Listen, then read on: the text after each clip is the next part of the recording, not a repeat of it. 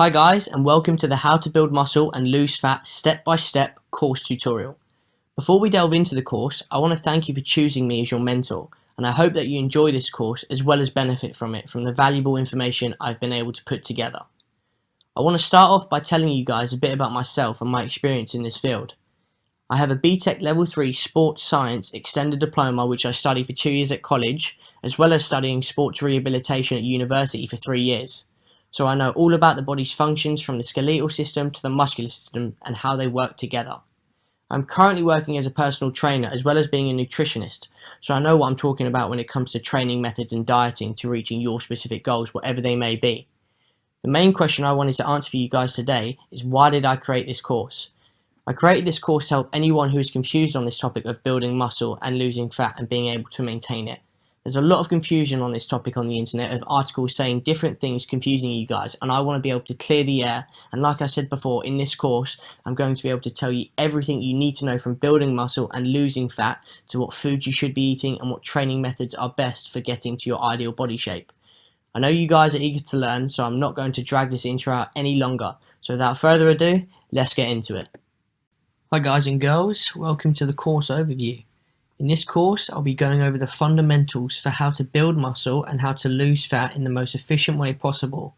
Also, I'll be showing you great exercises with perfect technique that you can perform at home if you have no access to a gym, which will help you increase your muscle size or burn fat depending on your goals. All of this will be combined with nutritional guidance as for what to be eating and what to avoid and how to calculate your macronutrients, which is a very important part of what your body needs to either build muscle or lose fat through calculations like determining your body weight, your body type, the amount of exercise you perform weekly, and your weight goals, etc. We'll get into this in more depth further down the line, and you'll be able to understand what I mean. I've split this course into 5 sections to make it easy to follow and understand. I've labelled 5 sections, so you've got the introduction, how to build muscle and how to lose fat, fitness, nutrition, and my personal recommendations like supplements, etc., and my overall fitness recommendations for your overall health and well-being. In each section, I'll provide valuable details that you'll need to really grasp in order to understand the process of being able to gain muscle or lose fat effectively. You'll learn something new every step of the way in this course, and by the end, you should have gained some newfound knowledge that you can take with you and then apply to your life to help you reach your personal physical goals, whatever they may be. Well, let's just get to it, guys. I'm looking forward to it. Hi guys, and welcome to the How to Build Muscle simplified segment of this course. In this segment, I'm going to break down how you can build muscle in the easiest way possible with little confusion. Even though the process of building muscle is simple and logical, there's way too much confusion when it comes to this particular topic due to contradictory all over the internet with people saying different things and articles also saying different things. So I'm going to simply clear this up for you and teach you exactly how you can build muscle effectively. Building muscle isn't an easy walk in the park by all means though, but I'm going to break it down step by step what happens exactly when you're trying to build muscle. From personal experience, the best way to build muscle is to use this formula. And the formula is train hard, get plenty of calories, and get enough rest, which will result in you building muscle effectively. It's easier said than done, but if you follow this super simple structure, then you'll have no problem in building muscle through being consistent and dedicated. When you work out at the gym or at home, wherever it may be, you're always putting your muscles under stress. This stress causes your muscle fibers to tear, and it's then when your body needs calories in order to repair itself and build new muscle tissue. Let's look at the muscle building plan in more detail quickly. So first things first, when you train, whether this be at the gym or at home, like I said before, if you don't put your muscles under stress, then they won't adapt, meaning that they won't have to grow. There are many ways to train, and I'll go over the 2 different types of training further down the line in the course, which is hypertrophy training and strength training, and the differences between them. The second part of the muscle building plan is diet. This is the most important part from my personal experience. You can train as hard as you want, but if you do not supply your body with energy, for example, like carbs and protein and healthy fats, your body will not be able to naturally repair itself, meaning you won't be able to build muscle. You need to provide your body with enough calories in order for it to build muscle tissue. This is a process, and this process is called being in a calorie surplus. I'll explain more about this in a topic under the nutrition segment of this course in more detail for you to understand. It's simply just you need to be able to take more calories in than you burn out. If you look at this picture here, you'll be able to see we've got a little a balance equation. And if you were to, here's an example. If you take in the same calories as you expend, you'll maintain weight. If you take less calories than you expend, you'll lose weight. And if you take in more calories than you burn, you'll gain weight. This is called being in a calorie surplus, and this is what you need in order to build muscles. You need to eat more than you expend daily. It's that simple. You need to provide your body with enough calories in order for it to build more muscle tissue. And like I said, I'll go further into this, further down the line in the course when we get into the the nutrition section of the course. Now, I cannot stress enough this third point: sleep / rest. I cannot stress how important rest is.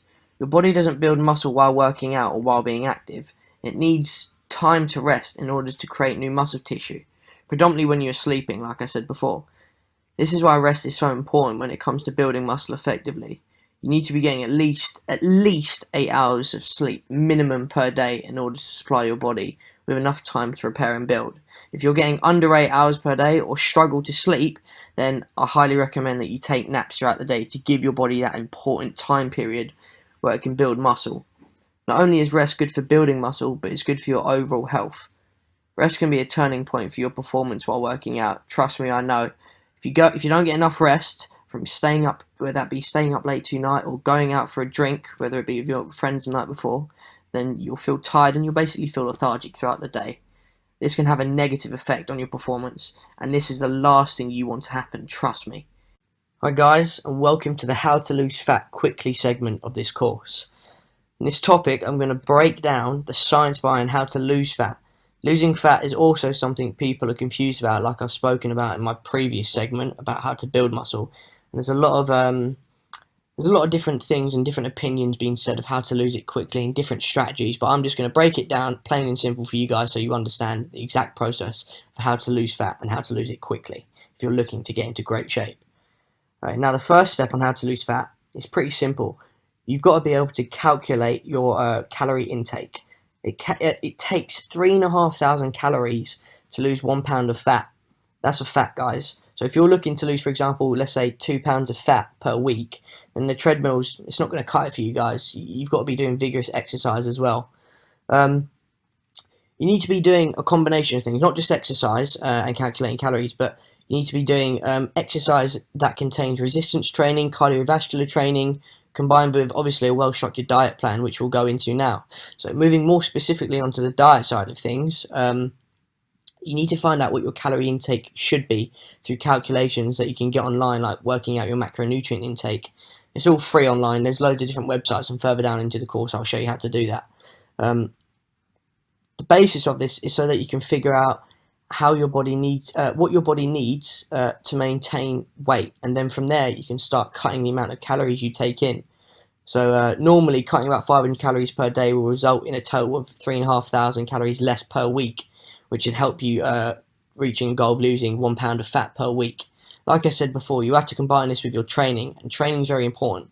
But this is equally just as important, if not more important, guys. If you're not calculating your calories and what your body needs to maintain weight and what your body needs to lose weight, then you're wasting your time. You can train as much as you want, but unless you've got this down to a T, you're not going to be able to lose fat as quick as you want to. If anything, you might be doing the opposite. You might have the opposite effect. You might be eating too much unless you calculate it. You can't just go off guessing, guys, from what you've been eating. You've got to calculate it.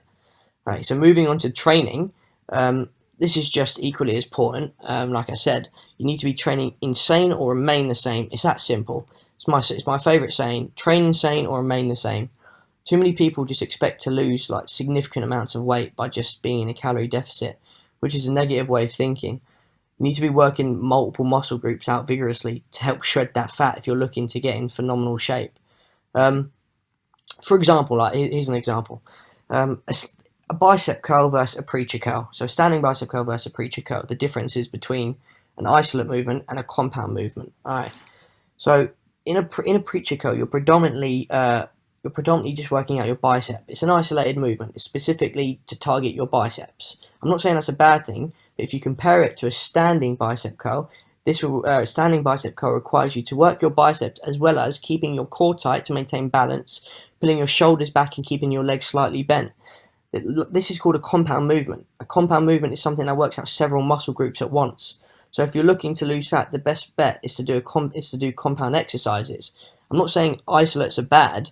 I'm just saying it's simple science. The more muscle groups you engage, the more calories you burn. It's plain and simple.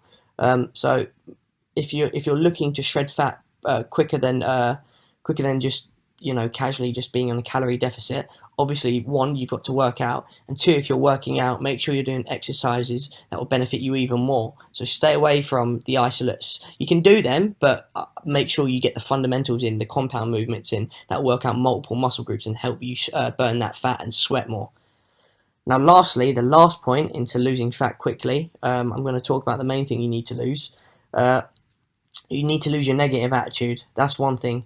And combine that with consistency, you've got a winner there, guys. Like, nothing takes place of hard work and consistency.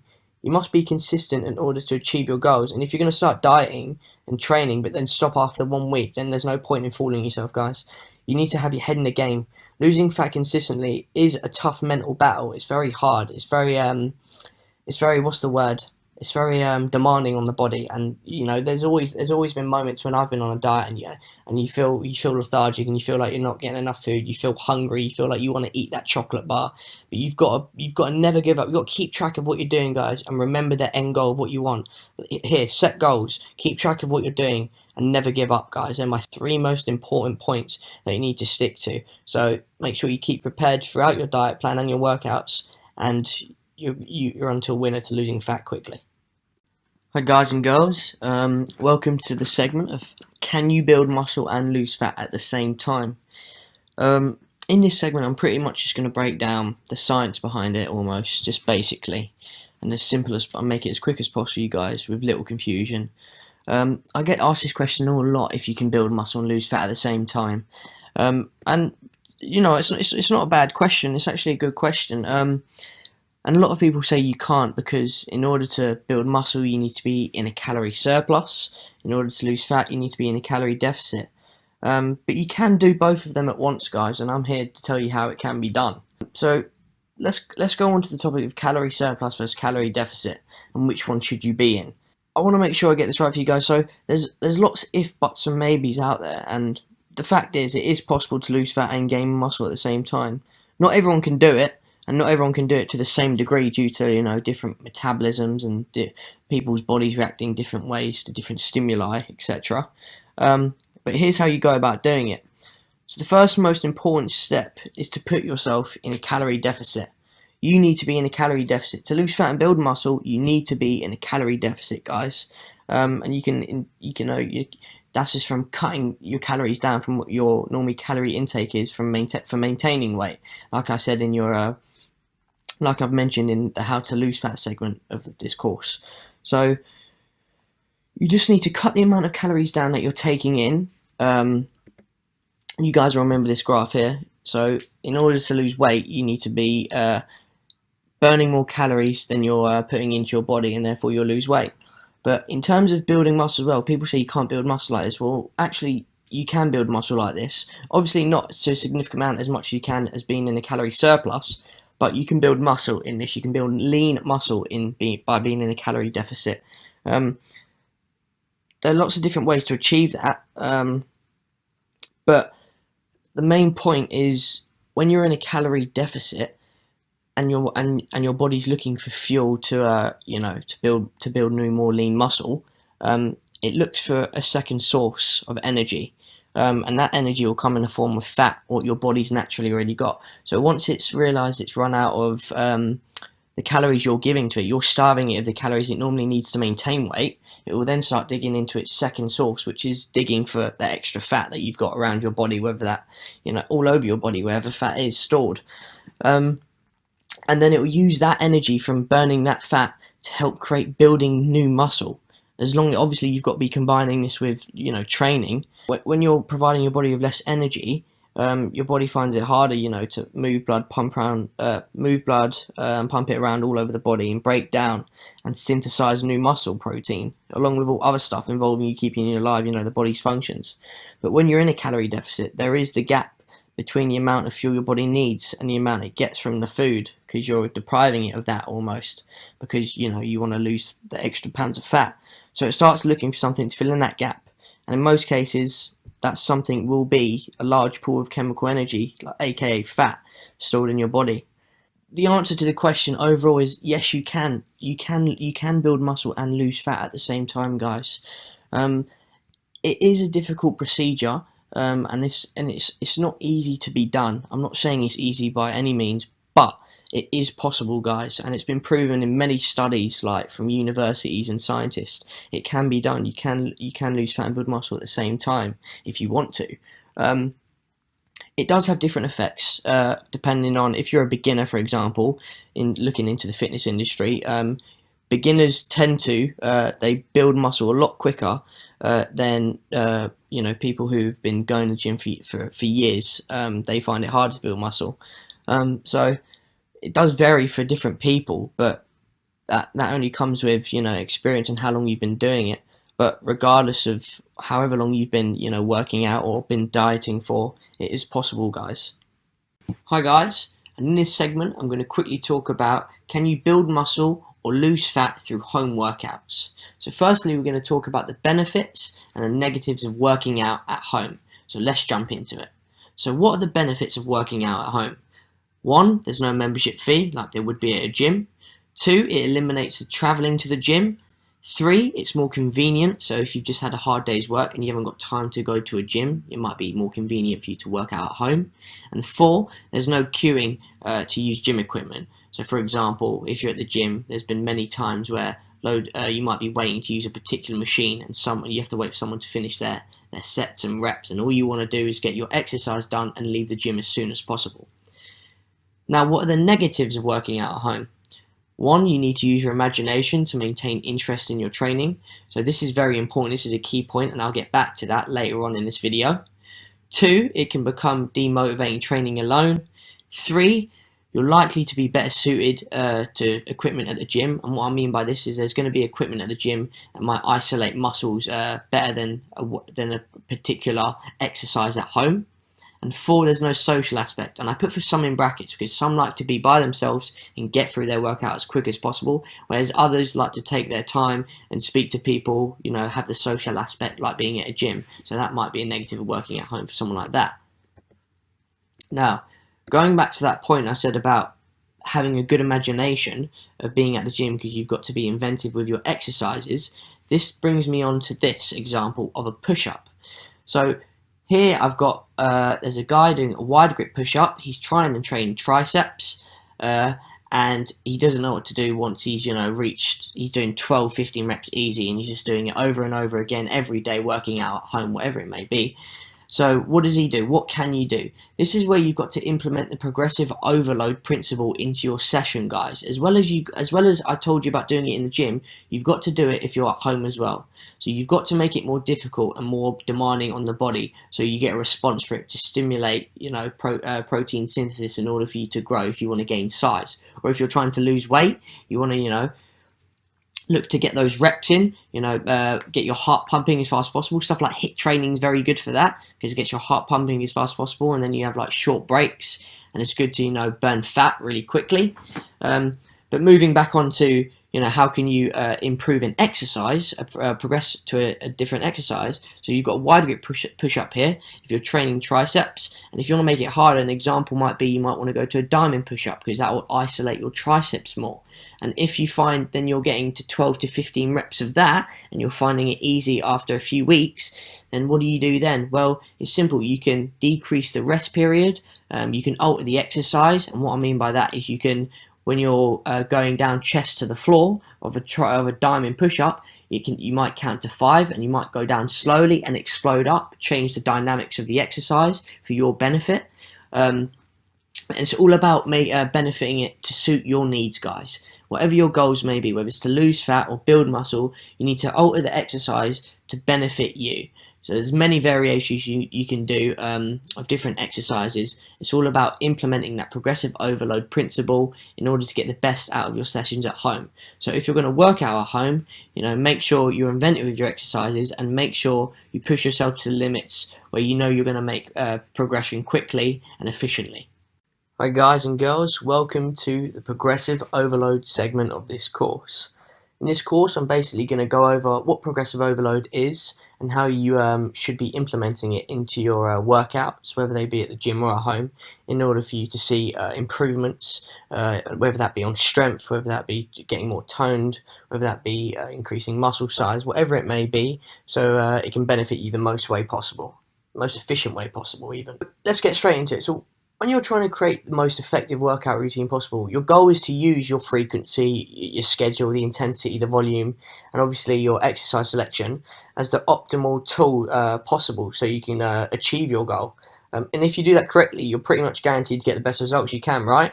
Well, that would be true, but unless, of course, if you happen to miss one important component out of that, which matters the most, which is progressive overload.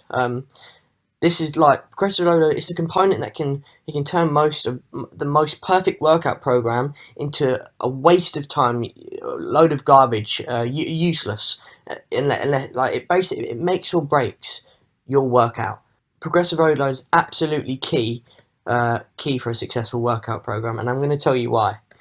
Alright, so the progressive overload principle.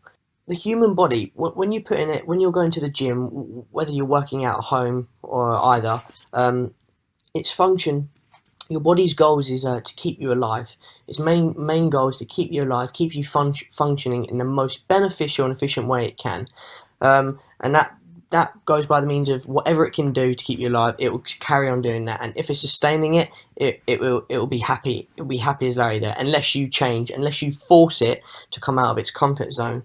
Your body only knows how to, like I said, keep you alive and keep you functioning. So, it's vital that when you're training and working out to try and lose fat or build muscle, that you apply progressive overload into your workouts, because otherwise it will just stay in its comfort zone, and you'll never see improvements. You'll just be consistently, casually working out, casually going by, not really improving, not really lifting more weight, not really losing the fat you wanted to lose, etc.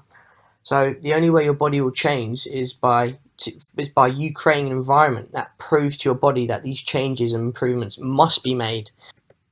Another way to put it is your body will not change or improve unless you force it to. No matter how perfect your workout is, muscle will not be built, strength won't be gained, your performance won't be enhanced unless you show your body that these are things that need to happen in order for it to survive. So here's an example in a picture. Like, you put the load in, it adapts, and then it will stay at that level unless you increase the load again, and then it will adapt again, and then you increase the load. It's literally like that. It's a platform to build on. Progressive overload principle. Okay, so what is the principle for progressive overload?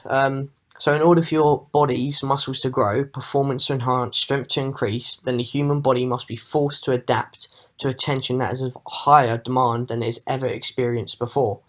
So what does this mean exactly? It means if you lift the same weights or do the same amount of reps that you've been doing for 10 years, 5 years, 20 years, whatever it may be, nothing will ever happen. Your body will never have to change or improve in any way. You will only maintain your current state.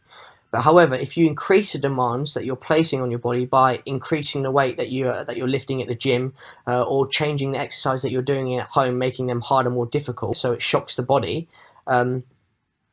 then it will increase the demand on the body, and the body will have to meet that demand. So then your body will have no other choice but to make the necessary changes and improvements that will allow it to adapt to this environment and remain capable of performing the tasks. So basically, you can't keep lifting the same weights and consistently keep doing it and staying comfortable. Don't keep performing the same exercises or the same amount of repetitions. You've got to change it. You've got to shock the body, because if you keep doing the same thing for a sustained period of time, your body will reach that level, and then it will just maintain the muscle that it's got, maintain the fat that you've got, or maintain the form that you've got. It will maintain it, so it will never be forced to improve. So by changing your workload or the intensity that you're working at, you're then forcing your body to adapt, and adapt is the key word here, guys. You want your body to adapt, so then you can increase the workload again. in order for you to tell your body that it needs to survive. So you need to tell your body to adapt, to make improvements, so they can keep up with the physical work that you throw at it in the gym or at home. So you're basically giving your body no other solution but to make adjustments. And these changes and improvements and adaptations, if that's what you want to call it, they'll come in the form of more muscle, increased strength, getting more toned, losing fat quickly, or enhanced performance. Whatever your goals may be, that's what progressive overload will create for you. That's what the adjustments will create for you. They'll create these 5 bullet points that I've got here, depending on, like I said, what your goals are. So I'll give you an example of progressive overload being used here. Let's pretend, let's just say you can lift 20 kilos, for example. Say you're doing a dumbbell bench press, and you're lifting 20 kilos. So you could be lifting that for 3 sets of 8 reps. Now, if you continue to lift that same 20 kilos for those same 3 sets of 8 reps for the next, let's say, 10 years, you won't see any new muscle or strength at all. Why? Because there was no progressive overload. Your body is already adapted to this tension. So once it's already reached that level, it's already provided you with exactly how much muscle you'll need and how much strength you'll need, and able to perform this task on a regular basis.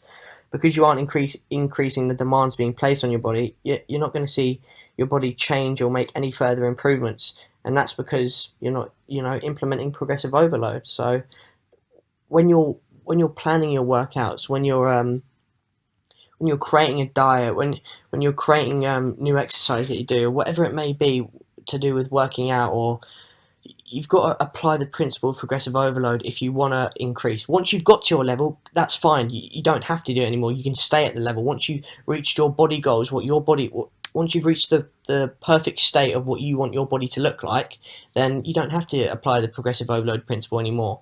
But until you're at that level, you must apply it, because you'll never see progression, hence the name progressive overload. You need to provide your body with a stimuli that triggers it to grow in the way you want it to, in order to reach your goals and get the outcome you want. Hi guys, and in this segment I'm going to quickly talk about the differences between hypertrophy training versus strength training. So let's jump straight into it. Okay, so what are the differences?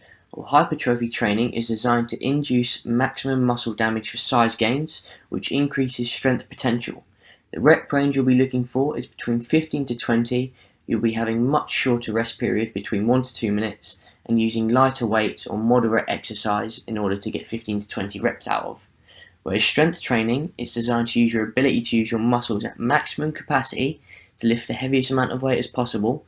The rep range is between 4 and 6. You'll be having a longer rest period, between 3 to 5 minutes, and you'll obviously be lifting heavier weights or making the exercises harder if you're training at home. So what do both train?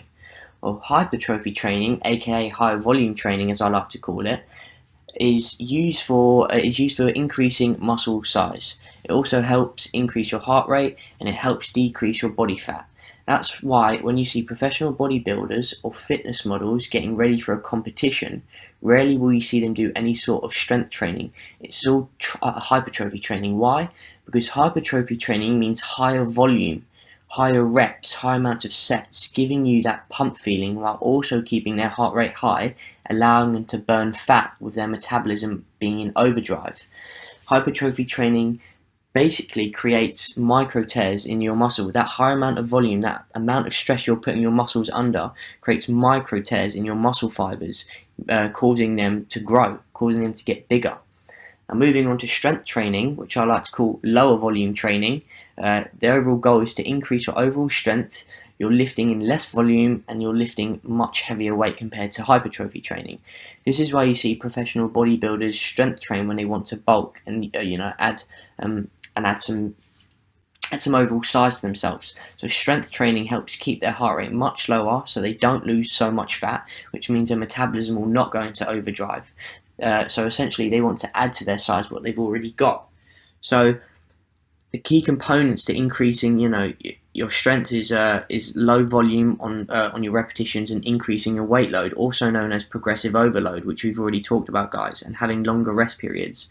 And like I said, in strength training, your rest periods is going to be between 3 to 5 minutes, which is a long enough time frame for your body to recover from the exercise set that you just completed. So in essence, the muscle is damaged during the exercise set itself, and the extended rest periods in between sets allow for the muscle to overcompensate in its repair efforts, making fibers stronger but not necessarily larger, where they would in hypertrophy training, where you're training in much higher volume and your rest period is much shorter. I hope this cleared the air for you guys, and I hope you enjoyed the video. Hi guys, in this video I just wanted to give you a brief talking on being able to keep a strong mind in order to reach your fitness goals. Now, a lot of people go off track here, and this is where people give up and they'll never be able to reach their potential and what they want to achieve. The main point is be patient, guys. When you're on your diet and your gym program or your home workouts, whatever you're doing, just Rome wasn't built in a day. Nothing's going to happen instantly. You have to work to get what you want. Make sure you stay on track by setting goals and targets, because you can tick these off and it takes you that goal that you complete gets you a step closer to reaching your overall goal, your overall target. So by setting smaller goals, you will eventually reach your main goals. And if you don't, you'll just start thinking like the possibilities of what if, and you don't want that, guys. Second, be consistent. Don't take the easy route. So if you're starting to find it hard and you're getting demotivated, just like if you're feeling like you want to quit, remember why you started, guys. Remember why you started this journey. It'd be such a shame for you to throw it away because you're struggling to be able to keep up with it and keep up with the tempo of your routines, or being able to keep up with the strict diet that you must be on in order to achieve your goal. So make sure, guys, if you're going to start a gym program or a fitness program, any sort of model, make sure you go into it with an open mind, strong mind, and keep on track of your work, guys. Keep setting goals, keep achieving your targets, because one day you will get there and you'll really be thankful for why you started and why you kept the grind going. Hi guys, and in this segment I'm going to talk about the importance of sleep.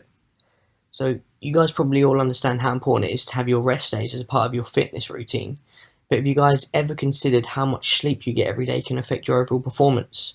Well, sleep is important for both mental and physical health, helping you relax, de-stress, and repair your body. But if you don't get enough sleep, your workouts can be affected. And that's why you see like the top athletes, they get more sleep than others because they're working so hard. So they need to repair their body for similar amounts of time so they don't injure themselves. It's a great injury prevention, believe it or not. So getting that extra hour at night or having a nap in a day can really help improve performance, as well as keep your body in the fittest possible state. Being active during the day, making sure you have a good night's sleep, can also boost your energy levels for the next day, allowing you to continue with your normal routine. However, without sleep, your energy levels will be heavily reduced, and this can build up over a period of time if you're not getting enough sleep, and it can really affect on how your body works and how it functions throughout the day, whether that be at work or at the gym. So make sure you have a fair amount of sleep depending on how much you work during the day, guys. Getting enough sleep allows also your glycogen levels in your body to increase, and this will then be built onto the glycogen from your food that you eat. And glycogen is important for many reasons, such as for your stamina and keeping your body in healthy shape. Without it, your body can truly suffer, as glucose won't turn to energy. And when you need energy, working out at the gym, and you don't have it, then your workout can be hugely effective, and your motivation can also be hugely affected, and your workout can go upside down.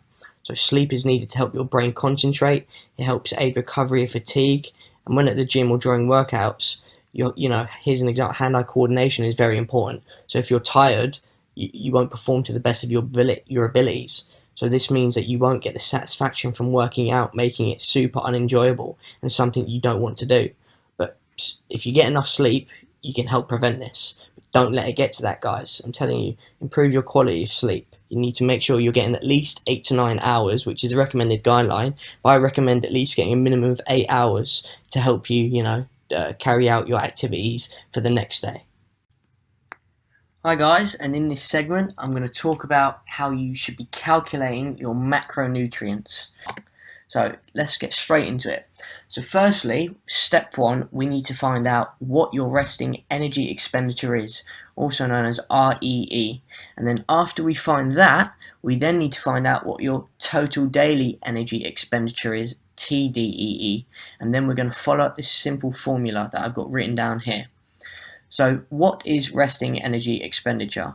Well, all this means is how many calories you burn when you're doing nothing all day. Literally when you're, hence the word resting. When you're resting, how many calories are you burning? And then once we get that number, we are then going to find out how many calories you are burning due to exercise, depending on how vigorous it is, to then be able to multiply that number and figure out how many calories you are burning, including your sessions at the gym. So here's the equation. It will be 10 times your weight in kilograms plus 6.25 times your height in centimeters minus 5 times your age in years plus 5. That will give us your REE, your resting energy expenditure. So for example, let's say a male who weighs 70 kilos, who's 174 centimeters, who is 22 years of age. We put that into the equation and we get an REE of 1672.5. Now what does this number mean? Well, this number means that on this guy's day off, when he's completely resting doing nothing, he burns a total of 1672.5 calories doing absolutely nothing. Now, after finding out this number, we then need to find out how many calories he's burning at the gym. But this is all dependent on how vigorous the activity he may be performing. So there's 4 different categories: sedentary, light, moderate and very active. And depending on which one we choose, the higher the amount of calories you're going to burn. So for example, a sedentary, a normal daily activity is literally going to be like walking, going up the stairs, talking, etc. Not doing much, but just doing the basics. And then light is any activity that burns up to 200 to 400 calories for females and 250 to 500 calories for men. And then there's moderate, which is anything that adds an additional 400 to 600 calories burnt for females and 500 to 800 calories for men. And then there's very active, which is anything that burns an additional 650 plus calories for females and 800 calories for men. So once you've figured which category you're in, you can then get your REE. So in this case, for this guy, it's 1672.5, and then we multiply it by which number, depending on which category you're in. So if you're in moderate, you've got to times your REE by 1.5 times. If you're very active, you've got to times it by 1.725, and so on and so forth. You get the gist. So in this example, our guy is, he's very active. So he has to multiply his REE, which is how many calories he burns without exercise, and then multiplies that by 1.725. So if we get his 1672 times 1.725, that will give us his TDEE, which is his total daily energy expenditure. So this is basically all of his calories burnt, including exercise, and that gives us a number of 2,884.2 calories burnt in his days where he's working out. So now what do we do from here? So now we've got that number, 2,884.2, we're going to round that down to make it easier, so 2,880 calories burned per day. So when he's working out on a normal day, he burns 2,880 calories. So then now how do we work out our macros, so like our protein, our carbs and fats? How do we work that out for him? So we've got to keep this in mind here. This is always good to have in sight so we understand the concept of protein, carbs and fats, because this is important. So these are the calorie values of each macronutrient. So for every gram of protein there's 4 calories, for 1 gram of carbs there's 4 calories, and 1 gram of fat there's 9 calories. In this example, I'm going to show you guys how this guy should maintain weight. So we said before, this guy weighs 70 kilos. His TDEE, his total daily energy expenditure, is 2,888 calories. So Following a simple rule a lot of people use online, which is per pound of body weight, you must have 1 gram of protein in order to maintain weight. However, there's a lot more a balanced approach, especially for beginners, to use 0.825 grams per pound of body weight to maintain weight. So what this means is, for every pound of body weight this guy weighs, we must times that by 0.825, which is in grams, to be able to find out how many grams of protein this guy should be having on a daily basis. Like I said, this guy weighs 70 kilos, so in pounds, that's 154 pounds. So we times 154 pounds by 0.825, and that gives us 127.05 grams of protein per day. That means in order to maintain his muscle size, maintain his muscle mass, this guy must be having at least 127 grams of protein per day. Now, that's just the protein. We've now got to get the carbs and the fats involved in calculating this guy's macronutrients. So the rule of thumb is it's different for everyone. So in this example, I'm going to say 25% of his total diet of 2,880 calories is going to be of fat. So what I do here in this equation is to find out how much fat he should be having a day, is I do 2,880 times 0.25 to find out what 25% of 2,880 is, which gives us 720. That means he's got to have 720 calories per day of fat.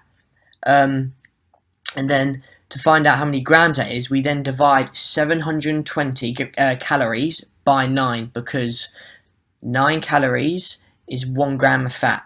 So therefore, how many 9s going to 720 will give us the amount of how many grams of fat he should be having per day. So 720 divided by 9 equals 80 grams of fat. So far this guy should be having 127.05 grams of protein per day and 80 grams of fat per day. That now leaves us with the carbs. So what do we do here? Okay, so like I said, this example I'm going to be showing you how this guy should maintain weight. So he's got to be eating 2,880 calories to be able to maintain weight, because he's burning 2,880. So if he puts 2,880 back in, nothing would have changed. He's going to be able to maintain his body composition. So we figured out the protein, we figured out his fat. Now how do we figure out the carbs?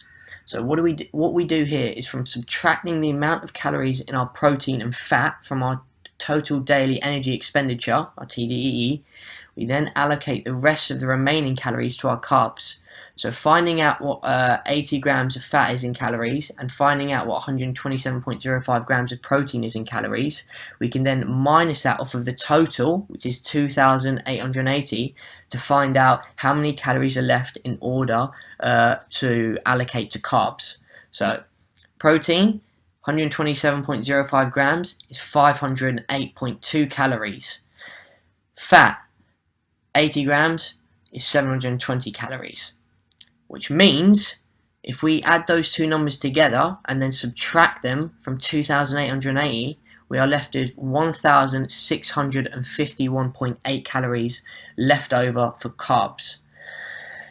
And 1,651.8 calories equals 412.95 grams of carbs. And now, how did I work that number out? Well, if you remember in the previous slide here, for every gram of carbs, there's 4 calories. So that means we got to do 1,651.8 divided by 4 to find out how many grams a day this guy should be getting. And that equals 412.95 grams of carbs.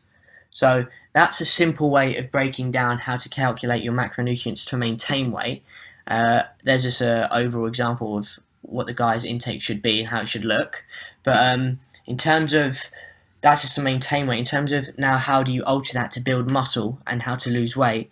Well, it depends on your goals really, and how quick you want to achieve them. Everybody has different body composition, so in order to reach your goals, you've got to find out your body type, find out calculate the amount of exercise you perform weekly, how vigorous it is. For example, like I said before, is it sedentary, just casual, just walking, or is it very active? So you're literally working a lot, burning upwards of 800 calories for men or 650 for women. It's altered different for different people. Everybody has different metabolisms, so therefore everybody's diet will be different. But an average rule of thumb, a rough guide to build muscle, you need to be eating 20% more than your TDEE. So for example, if I wanted to build muscle and my calorie intake to maintain weight was 2,880, I need to be eating 20% more than that in order to gain weight, in order to gain muscle, put on muscle. 20% of 2,888, I believe, is 576. So on top of 2,888, I'd need to be eating an additional 576 calories in order to put on weight, and that would roughly come to about 3,456, I believe, 3,456 calories. So that's in order to gain weight. Now to lose weight is exactly the same percentage. A rough guide is to eat 20% less than your TDE. So I'd eat 20% less than 2,808 calories in order to lose weight. And say for example I was cutting out 500 calories per day. That means over the week I'll be cutting out 3,500 calories a week, which is roughly losing a pound of fat per week. But like I said, it depends on your goals and what you want to achieve, guys.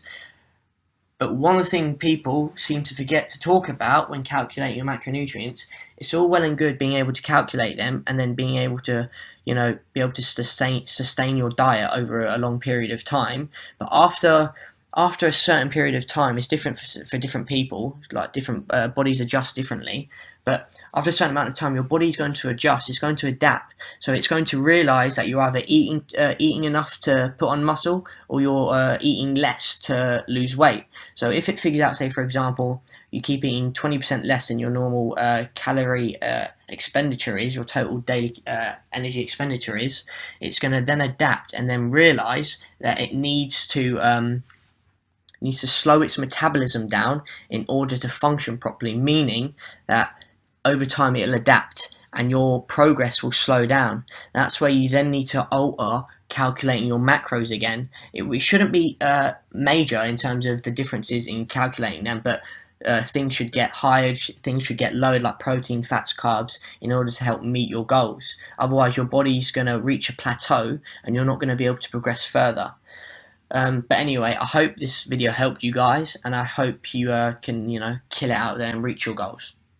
Hi guys, in this segment of the course I'm going to quickly tell you what you should be eating pre-workout. Now I'm going to jump straight into it, guys, because I get asked this question a lot. And the question is, what's the best snack before working out, and how long before your workout should you eat it? Well, firstly, you should really be asking yourself, do you need to snack? Generally, you don't need to eat before exercise unless you tend to run low on energy during your workouts, or it's been more than a couple of hours since your last meal. And the best time to eat is roughly about 30 minutes before you begin exercise. The best snack is one that combines carbs and protein with an emphasis on the carbs. You don't need a lot of food, by the way. For carbs, you can aim for the equivalent of half a bagel or a large banana. And for protein, you can consider a couple of tablespoons of peanut butter or a small cup of low-fat or non-fat yogurt. And if the fresh food isn't available, that's no problem, guys. You can aim to get supplement bars, and you can buy them in grocery stores, such as you can get your protein bar, you can get energy bars, but you need to be looking, at the content in those bars. You need to be aiming to get around 25 to 40 grams of carbs plus 10 grams of protein per bar, and try and stay away from the fat as well. Look at the fat content, because you don't want to be eating foods that are high in fat or high in fiber. So make sure you stay away from the junk food, because they contain high fat or they're high in fiber, and also warm fluids as well, guys, because they tend to speed through your intestines. And if you're eating this sort of junk or the warm fluids or the high fiber, high fat foods, they tend to upset your stomach as well, and you don't want that during a workout. Eating too much fat can also leave you feeling sluggish. And I've been there, I've had the junk food before going to the gym, and basically your body finds it hard to break down fat. So therefore it supplies your stomach with a lot of blood in order to help digest your food. And when your body's taking away all that blood to its prioritizing all that blood to the stomach to digest that fatty food, and it's taking away a lot of the blood that should be going towards the working muscles, to help transport the oxygen to the muscles to help them work out and get the best out of them. So stay away from the junky food and of course the high calorie snacks if you're watching your weight. Hi guys, and in this segment I'm going to quickly break down what you should be eating post workout. So let's get straight into it. When you exercise, your body will be fatigued and all of its energy will have been used up. So you need to make sure you supply your body with a source of energy like carbs and protein in order to help repair the muscle tissue. A general guideline for when you should be eating after a workout is about 45 minutes, which is a great time to eat after a workout. A lot of people, have different dietary requirements. So that means it might vary for different people depending on your goals and what you want to achieve. So depending on your goals, you need to make sure you're eating the right food that supplies you with the macros that you need to see improvements. For example, if you're a weight trainer and your goal is to increase your muscle size, then your diet's going to predominantly consist of high amounts of protein, a moderate amount of carbs, and low amount of fat. That means for the other end of the spectrum, people who like to do cardio, their diet's going to consist mainly of carbs because they need to replenish their energy that they've burnt in the gym, whether that be on the treadmill, whether they've been cycling, whether they've been doing the rowing machine, whatever it may be, or other cardiovascular endurance exercise they like to take part in. They need to replenish their energy cells in order to help repair and recover for the next session. Whereas, like I said, with the weight training, it's going to be predominantly protein because they need to supply their body with high amounts of protein in order to stimulate protein synthesis to help their muscles repair and grow new muscle tissue.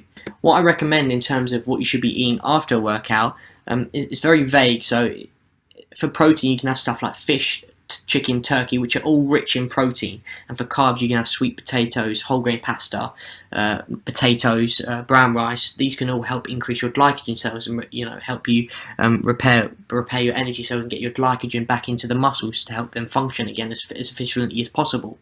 And the third thing that a lot of people forget about is the healthy fatty acids such as omega-3. Omega-3 can be found in stuff like salmon and mackerel. And what's omega-3 good for? Well, omega-3 is good for stuff like delayed onset muscle soreness. And if you haven't heard of that term, aka DOMS, delayed onset muscle soreness is the period when your body's recovering from a workout and you've fatigued it and your muscle tissues are damaged and it's repairing, and that's when you feel aches and pains in your muscles the next day and you feel really sore. And omega-3 helps with reducing the amount of pain you feel and increasing the recovery time, aiding you to recovery a lot quicker, which is very beneficial obviously.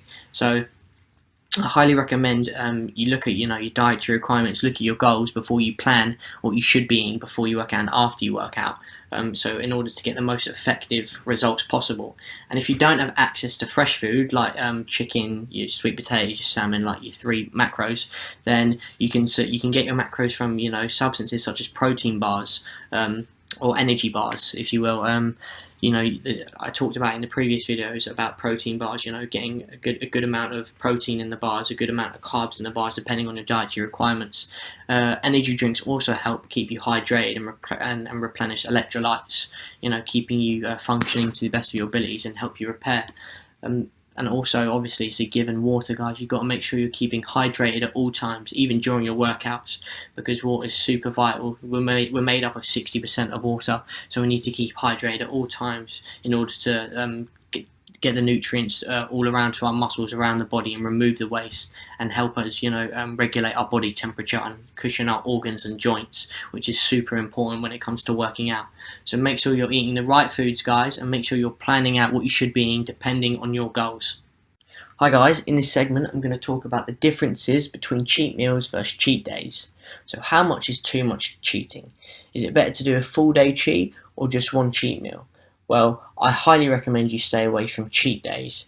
It's important to know the difference between a cheat meal and a cheat day because cheat days can literally undo your whole week of dieting and training By breaking it down into a cheat meal, you can keep track of how your body's responding to the increased amount of calories. You want to avoid the overspill effect. This would happen in a cheat day because you're going to have an excess amount of bad calories, and therefore it's going to create a backup of sugar in the bloodstream, which will increase the chances of your body storing fat. Now, what are the benefits to having cheat meals? So, 1, they boost your metabolism. 2, it helps keep you strong-minded. And 3, it's great for restoring your body's glycogen cell, increasing your energy, which is good for, preparing yourself for the following week when you've got to get back on your diet.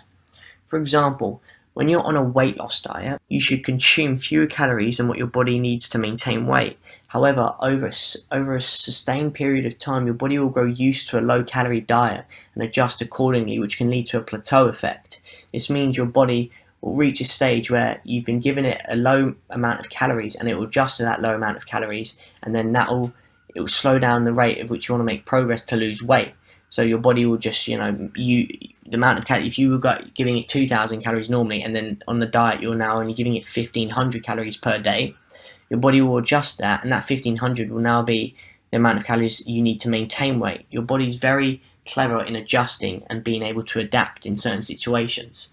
So by having a cheat meal once a week, it can encourage the body to keep burning those calories instead of just adjusting to the lower intake. This leads me to the last question. When should you eat a cheat meal? The best time to eat a cheat meal is on a training day. If you have a cheat meal on a rest day, you're more likely to store that fat, because on a rest day you burn a lot fewer calories than what you do on a training day.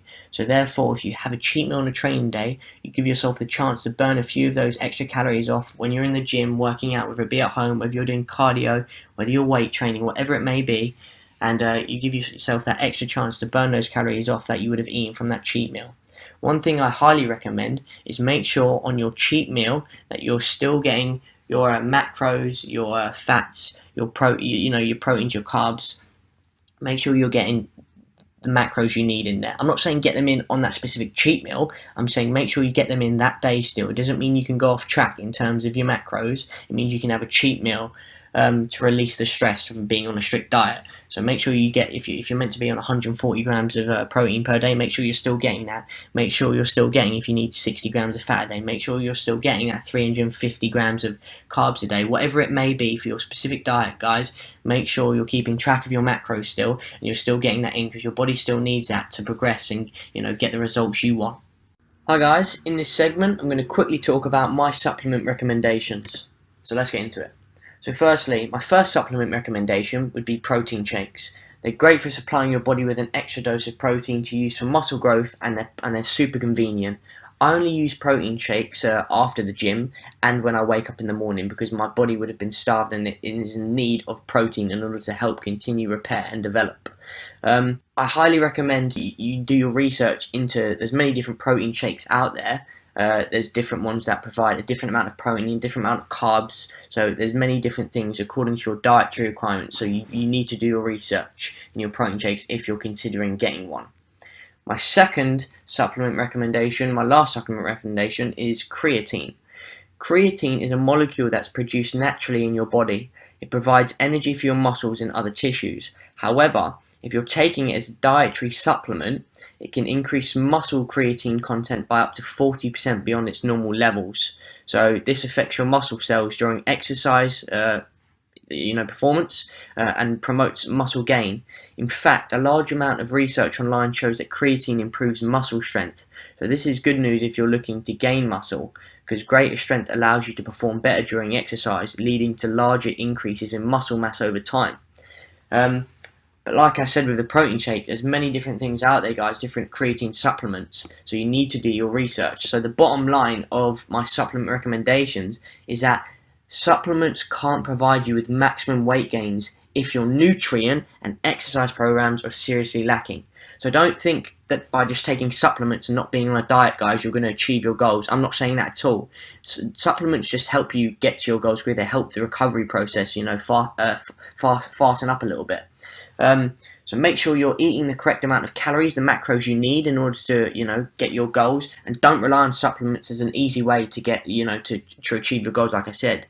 And the most important disclaimer I must throw in there: do your research on your supplements before taking them. You don't know what are in them, so don't just take it for my word and go and grab a protein shake that you see online, or creatine that you see online, whatever you can get. Don't do that. Do your research into it, guys. These are just 2 supplements that I recommend, that I use, that help me in order to repair quicker and provide me with more energy, and provide my muscles with more protein in order to reach my goals a tiny bit quicker. Hi guys, in this segment I'm going to talk about how to get amazing abs. So let's jump straight into it. There are many exercises that will help get you amazing abs. So here's a few examples that are good for your core. Stuff like crunches, leg raises, yoga ball crunch, the cable crunch, the plank, the cycle crunch, and many more. These exercises are great for activating your core and help activate all of your abdominals. As well as these exercises, there are great methods you can find online for ab workouts, which include rest time and work time. And you're probably wondering why I haven't talked about that yet. However, this video is not about that. This video is how to get amazing abs. And what is the secret to getting amazing abs? Well, it's simple.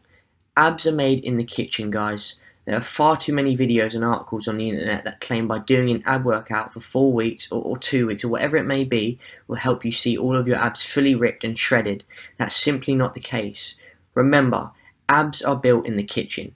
You can do all the ab training you want, which will help strengthen your core and potentially increase their size so they become stronger. But if they are covered in body fat, then you have no chance in seeing them. Everyone has abs. Some smaller than others, but you need to have a low percentage of body fat to see them. The percentage varies for everyone slightly, but the general guideline is to have 10% or less of body fat to see all of your abdominals. Don't fool yourself and think that you can perform exercise constantly that will help them appear more defined. You need to be on a strict diet to help get you down to that magic number of 10% body fat to start to see your abs, guys, clearly. Hi guys, in this segment I'm going to talk about, should you be following a workout program? So let's jump straight into it. So should you be following a workout program is a question I get asked way too much, and the simple answer to the question is yes. By following a workout program, you allow yourself to be able to keep track of your goals and your workouts. What I mean by this is you can keep an eye on the weights you're lifting at the gym, or how many reps you're performing of each exercise if you're training at home. This is crucial to keep track of these things because it will allow you to make progressions that are needed to help reach your goals. If you don't have a program in place, then you also cannot apply the progressive overload principle, which I've talked about in a previous segment in this course. If you don't know what you've been doing, then how can you increase the difficulty? You simply can't. There are many workout programs that you can find online that are easy to follow, and there are some for losing fat and there are some for building muscle, whatever your goals may be.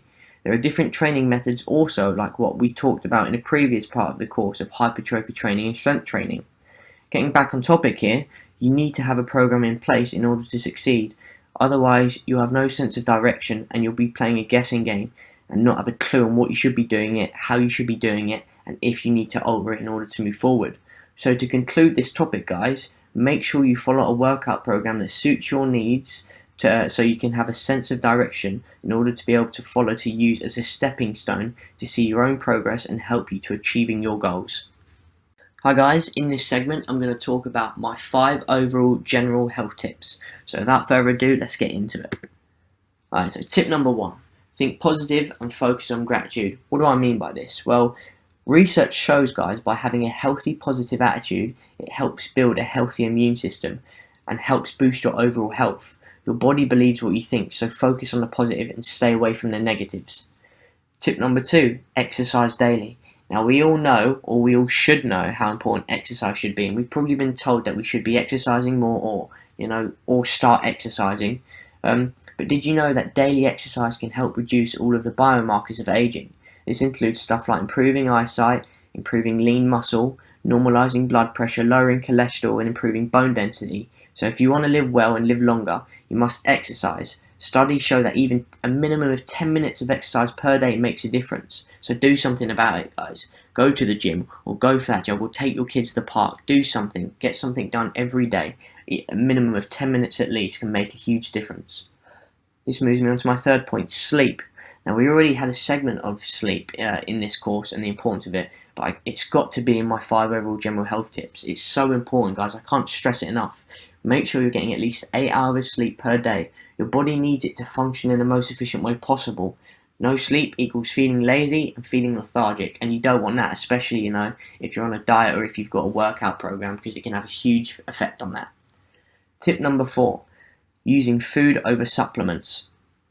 Supplements are not a good substitute for a good diet, guys. Although there's many health experts out there that recommend taking multivitamin and mineral supplements that provide 100-200% of your recommended daily value, each and every supplement should be carefully evaluated for purity and safety. Specific supplements have been associated with toxicity, reactions with medications, competition with other nutrients, and even increase of risks of disease such as cancer, heart disease, and diabetes. So make sure you don't use supplements over a good diet. Now, last tip number 5, is getting adequate rest time. There's so many people out there who say, I spend countless hours at the gym doing cardio or weight training. I never seem to gain that weight. I never seem to lose 10 pounds. It's a common complaint I hear from my clients. Give yourself permission to shorten your workout. Believe it or not, overtraining could be the problem. Your body can plateau, meaning it can flatline, if not given adequate rest to restore itself. Ultimately, this will lead you to a decline in performance, feeling fatigued, feeling moody, having a lack of enthusiasm, depression, and increased cortisol, which is the stress hormone, if you didn't already know. So, creating a program, that suits you, that provides you with adequate rest time, is absolutely vital in order to help your body recover and repair and reach your goals.